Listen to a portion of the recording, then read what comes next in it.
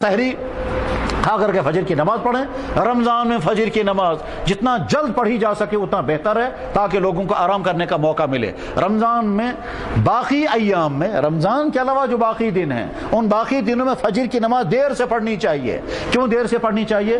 ایک تو حدیث ہے، فرمایا جناب رسول اکرم صلی اللہ علیہ وسلم نے اسفروا بالفجر، فجر کی نماز دیر سے پڑھو، فإنه أعظم للأجر، اس میں اجر زیادہ ہو جائے گا۔ اور دوسرے رمضان کے علاوہ باقی دنوں میں دیر سے جماعت کریں گے، جماعت بڑی ہو جائے گی، اور اگر جلدی کریں گے تو لوگ کم سے کم آئیں گے۔